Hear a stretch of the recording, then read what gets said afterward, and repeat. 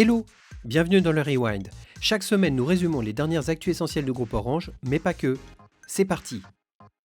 Après la crise sanitaire, comment sortir de la crise économique ? Voici le thème du débat auquel était convié Stéphane Richard lors de la nouvelle édition des rencontres économiques d'Aix-en-Provence les 3, 4 et 5 juillet dernier. 3 jours de débats animés par 300 personnalités du monde économique et social de premier plan pour réfléchir à des solutions de relance concrètes et éco-responsables. Invité jeudi 4 juillet, Stéphane Richard a quant à lui avancé des pistes concrètes en faveur d'abord d'un plan de protection des données personnelles au niveau européen avec la mise en place d'un Cloud European Act. Et dans un contexte écologique plus que jamais débattu, le PDG d'Orange a ensuite martelé que la technologie était une des réponses pour lutter contre l'urgence climatique. Les débats et les propositions se poursuivront tout au long de l'été.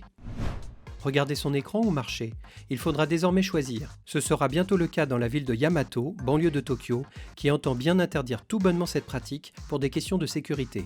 Une mesure relativement pertinente lorsque l'on sait que notre champ de vision est réduit de 95% lorsque nous sommes accaparés par nos écrans. L'addiction aux écrans ou la captologie. Comprenez la tentation de la notification. On en parle aussi dans le dossier complet sur le site bienvivreledigital.orange.fr. Une tendance qui s'est largement répandue pendant le confinement.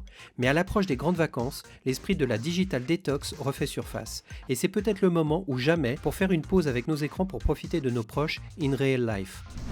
On vous avait présenté les 5 derniers finalistes du 12e prix Orange du livre. On connaît enfin le chanceux lauréat. Bravo à Guillaume Sire, écrivain et universitaire toulousain qui remporte le trophée avec son 4e livre, Avant la longue flamme rouge. Et en ce début de vacances estivales, l'équipe du Rewind ne saurait trop vous recommander de glisser ce roman dans votre valise. Encore une bonne raison de bien mener sa digital detox.